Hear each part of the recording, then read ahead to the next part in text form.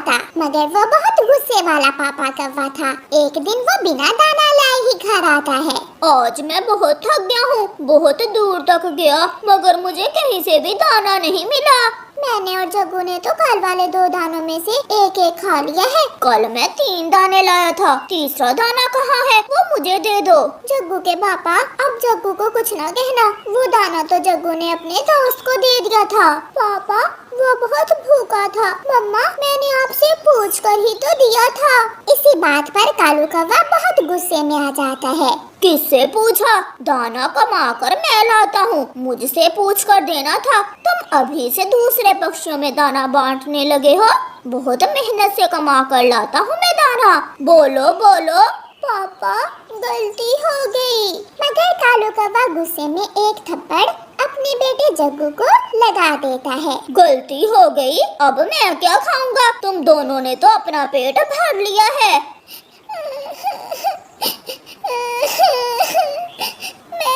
मैं फिर ऐसा नहीं करूँगा पापा। जग्गू रोते रोते सो जाता है। इतनी छोटी सी बात पर आपने अपने बेटे को मारा, इतना गुस्सा ठीक नहीं है। अब तक कालू कौवे का गुस्सा भी थोड़ा कम हो गया था। वो अपने सोए हुए बेटे जग्गू के पास जाता है और उसे अपने पंख से प्यार करने लगता है। पापा, आपने मुझे मारा इसलिए आप परेशान हैं? कोई बात नहीं पापा, आप मेरे पापा ही तो हैं। पापा गुस्से में मार लेते हैं, बाद में प्यार भी तो करते हैं। अपने बेटे की ये बात सुनकर कालू कौवा बहुत शर्मिंदा होता है। सुबह हो जाती है। हर रोज की तरह कालू कौवा दाना लेने अपने घर से निकलता है। आज वो उड़ते उड़ते बहुत दूर निकल जाता है। वो एक अनजाने जंगल में पहुंच जाता है। वो जंगल उसने पहले कभी नहीं देखा था। एक जगह से कालू कौवे को दाना मिल जाता है। ये जंगल बहुत घना है, यहाँ तो रास्तों का कुछ भी पता नहीं चल रहा। मैं किधर से आया था? उस दिशा या फिर उधर से? मैं वहाँ से उन पेड़ों के पास से गुजर कर आया था। ऐसे कालू कौवा रास्ता भूल जाता है और दूसरी दिशा में उड़ने लगता है। वो उड़ते उड़ते सब भूल जाता है। उसे दिशा की कोई समझ नहीं आ रही थी। शाम हो जाती है। वो थक हार कर एक पेड़ पर बैठ जाता है। मम्मा, पापा अभी तक क्यों नहीं लौट कर आए? पापा ठीक तो होंगे? जग्गू बेटा, इन दिनों आपके पापा दाना लेने दूसरे जंगल जाते हैं। शायद उन्हें रास्ते में देर हो गई होगी, वो आने ही वाले होंगे। शाम से रात हो जाती है। कालू कौवा अकेला ही पेड़ पर बैठा हुआ इधर उधर देख रहा था। ठंड थी, उसे अब ठंड लगने लगी थी। उसे थोड़ी दूर एक घर नजर आता है। कौवा वहाँ जाता है और घर के दरवाजे पर दस्तक देता है। आप कौन हैं? मैं कालू कौवा हूँ। मैं अपने जंगल का रास्ता भूल गया हूँ। ठंड बहुत लग रही है। क्या आज की रात आप मुझे अपने घर में रख लेंगी? इस घर में मैं और मेरा एक बेटा रहते हैं। आप यहाँ रात गुजार सकते हैं। कौवा खुशी खुशी उस घर के अंदर चला जाता है। आप ये दाना वहाँ रख दें, कल जाते हुए साथ ले जाना। अभी आप मीठा फल खा लें। कालू अपना दाना दूसरी तरफ रखते हुए मीठा फल खा लेता है। अगर आपको दाना खाना है तो आप खा सकती हैं। नहीं, इस जंगल में तो बहुत सारे फल हैं। सूखा दाना हम नहीं खाते। आपका बेटा बहुत सुंदर है। आपका नाम क्या है? मेरा नाम गुलाबो है। आप इस घोंसले में सो सकते हैं। मम्मा, ये कौन है? बेटा, ये भी हमारी तरह का कौवा ही है, रास्ता भूल गया है। फिर वो सब सो जाते हैं। कालू कौवा नरम नरम घोंसले में लेटा हुआ था और सोच रहा था। ये घोंसला तो बहुत नरम है। ऐसा घोंसला तो कभी मुझे घर में भी नहीं दिया गौरी ने। और इस जंगल में फल भी बहुत है। यहाँ की जिंदगी बहुत आसान है। गौरी कभी सारी रात अपने पति का इंतजार करती है। वो सारी रात दरवाजे में बैठी रहती है। सुबह हो जाती है। गौरी कभी चिड़िया के पास जाती है। चिड़िया बहन, मेरा कालू रात से घर लौट कर नहीं आया। मुझे बहुत चिंता हो रही है अपने पति की। गौरी, मैंने तो सुना है कौवे कभी रास्ता नहीं भूलते। शायद वो आपको छोड़कर कहीं चला गया है। नहीं चिड़िया, कालू ऐसा नहीं कर सकता। वो मुझे तो छोड़ सकता है मगर अपने बेटे को कभी नहीं छोड़ सकता। वो जरूर रास्ता भूल गया होगा। वो आज शाम तक लौट आएगा। आपको कैसा लगा मेरा घर? अगर आप चाहें तो इस घर में मेरे साथ रह सकते हैं। यही तो कालू कौवा सोच रहा था। अगर आप मुझे यहाँ रख लें तो मैं बहुत खुश रह सकता हूँ। मुझे यहाँ एक रात गुजार कर ऐसा लगा कि जैसे आप मेरे अपने हो। हम भी कौवे और तुम भी कौवे अपने ही हुए ना। बिल्ले बेटा, आप घर में ही रहना, मैं और आपके अंकल फल लेकर आते हैं। फिर कालू कौवा और गुलाबो कौवी फल लेने चले जाते हैं। हर तरफ फल ही फल देखकर कालू कौवा तो पागल हो रहा था। फिर उस दिन के बाद से कालू कौवा उसी जंगल में गुलाबो कौवी के साथ रहने लगा। गोरी कौवी भी अब दाना खुद लाने लगी थी। वो जान गई थी कि उसका पति या तो मर गया है या फिर उसे छोड़ गया है। आहिस्ता आहिस्ता गुलाबो कौवी वाले जंगल में फल खत्म हो जाते हैं और उस जंगल में बर्फ शुरू हो जाती है। कालू, अब दाना तुम्हें ही लाना होगा, मैं तो कभी दूसरे जंगल नहीं गई। गुलाबो जी, मैं ले आऊंगा। आपने मुझे अपने घर में रखा, इज्जत दी, प्यार दिया, मैं भी अपना हक अदा करूंगा। कालू कौवा वहाँ से उड़ता है। वो तो ये भी भूल गया था कि उसका एक छोटा सा बेटा भी है। वो तो उसी जंगल का होकर रह गया था। वो दाना लेकर घर जाता है। सूखा दाना देखकर गुलाबो कौवी का बेटा बिल्ला कौवा चीखने लगता है। सूखा दाना? मम्मा मम्मा, नौकर सूखा दाना लेकर आया है, मैं नहीं खाऊंगा ये दाना। ये सुनकर कालू कौवे को गुस्सा आ जाता है और वो गुलाबो के बेटे के एक हल्की सी लगा देता है। मैं नौकर नहीं हूँ। बेशरम, बेहया, तुमने मेरे बेटे को मारा। गुलाबो, तुमने सुना नहीं? इसने मुझे नौकर कहा। नौकर नौकर नौकर, अब लगाओ हाथ मुझे बेगैरत कौवे, मैं जान से मार दूंगा तुम्हें। चलो निकलो यहाँ से, निकलो यहाँ से। मेरे घर में रहकर हमें ही आंख दिखाते हो। दबे पाँव कालू कौवा वहाँ से निकल जाता है। वो रास्ते में जाते हुए सोच रहा था कि वो उसका परिवार ही था जो उसका गुस्सा भी बर्दाश्त करता था। अगर वो दाना लाता था तो उसका बेटा और पत्नी उसकी इज्जत करते थे, मगर बेगाने तो बेगाने होते हैं। फिर कालू कौवा बुलबुल से रास्ता पूछता है, वो उड़ता है, और फिर मैना से पूछता है, वो फिर से उड़ता है, और आखिरकार वो अपने जंगल में पहुंच जाता है। घर जाते ही उसका बेटा जोकू अपने पापा के गले लग जाता है। पापा आ गए, पापा आ गए, मेरे पापा आ गए। आप कहाँ चले गए थे कालू जी? कालू कौवा रोते हुए कहता है, मैं भूल गया था, मैं सच में रास्ता भूल गया था और बहुत दूर निकल गया था, और फिर मुझे मालूम हुआ कि सही रास्ता क्या है और मैं जल्दी ही वापस लौट आया। सुबह का भूला अगर शाम को घर लौट आए तो उसे भूला नहीं कहते। हाँ गोरी, सच कहा। घर भी अपना और परिवार भी अपना, प्यार अपनों से ही मिलता है। फिर वो सब खुशी खुशी अपना जीवन गुजारते हैं। प्यारे दोस्तों, इस कहानी को लाइक करना बिल्कुल मत भूलना।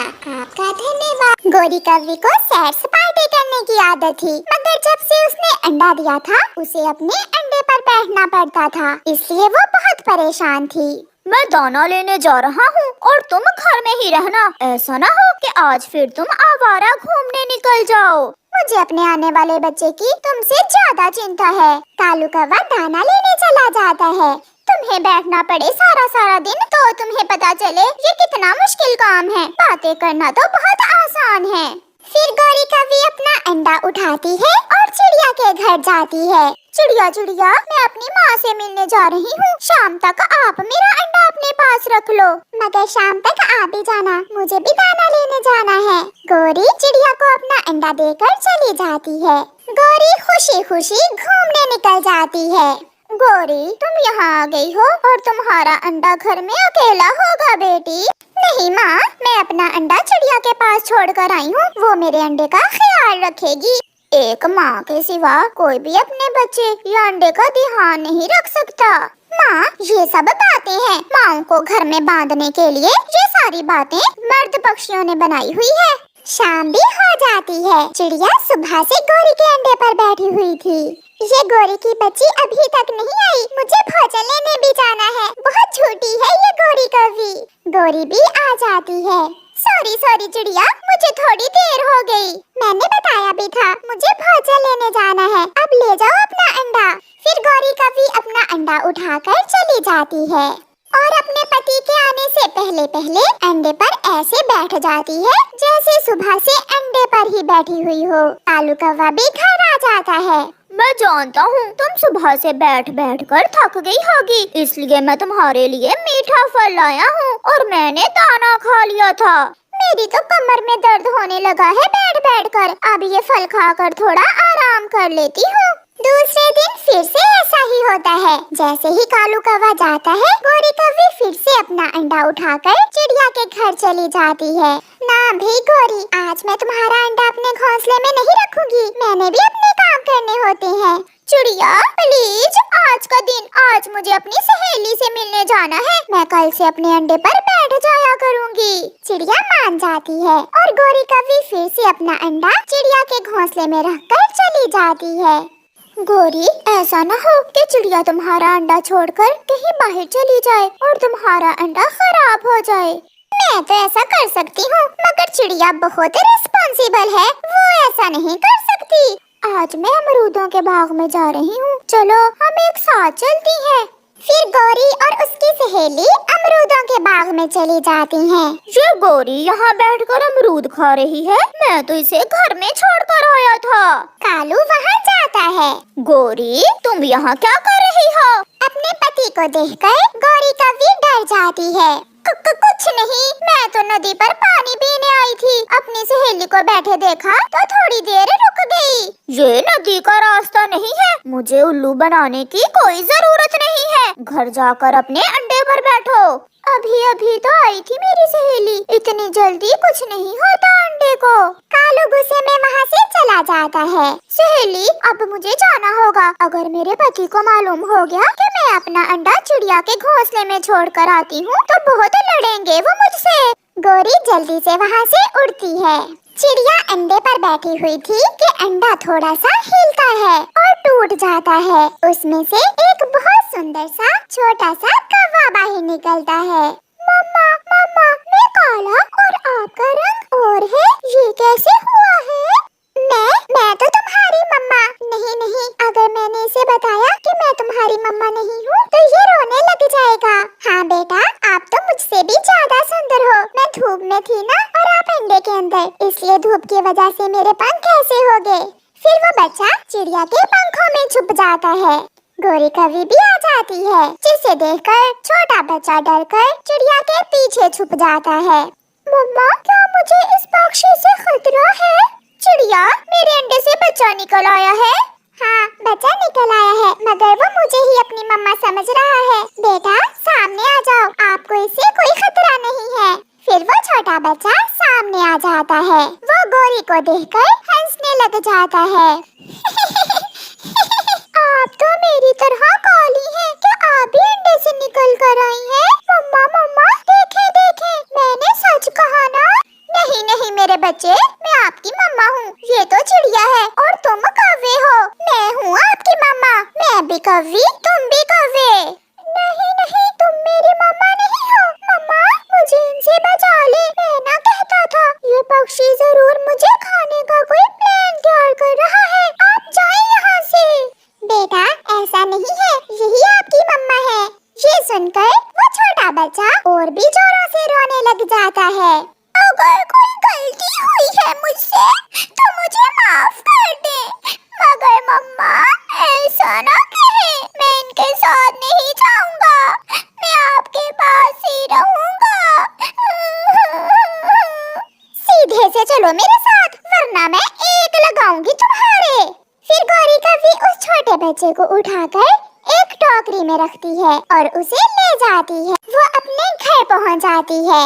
छोड़े मुझे, मुझे अपने घर जाना है, छोड़े मुझे, गंदी है आप, बहुत गंदी है, मुझे छोड़ दे। भगवान के लिए चुप हो जाओ बेटा, अगर तुम्हारे पापा आ गए तो मैं क्या जवाब दूंगी उसे, चुप कर जाओ, लो ये दाना खा लो।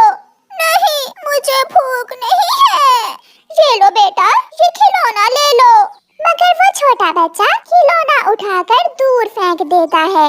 कालू भी घर लौट आता है। बचाओ बचाओ, गंदी कवि का साथी भी आ गया है। अब ये दोनों मुझे खा जाएंगे। बचाओ। बेटा, मेरा बेटा आ गया अंडे से बाहर। कालू जी, जब से हमारा बेटा अंडे से बाहर आया है, न जाने क्यों उल्टी सीधी बातें कर रहा है। मुझे लग रहा है इसके दिमाग पर कोई असर है। क्या कहा? दिमाग पर आपके असर है? मैं ठीक हूँ। आप मुझे मेरी पीले पंखों वाली मम्मा के पास छोड़कर आए। मैं नहीं रहूँगा यहाँ पर। कालू भी बहुत सियाना था, वो सब समझ जाता है। क्या तुम आज अंडा चिड़िया के घोंसले में छोड़कर गई थी अमरूद खाने? क्या बच्चे ने सबसे पहले चिड़िया को देखा है?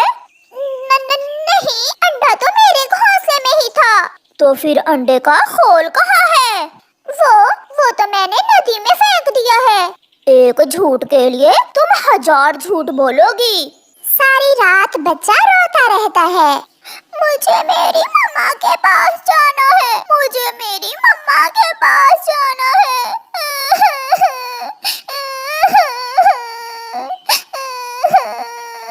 चिड़िया भी जाग रही थी। उसके कानों में बच्चे के रोने की आवाजें आ रही थी।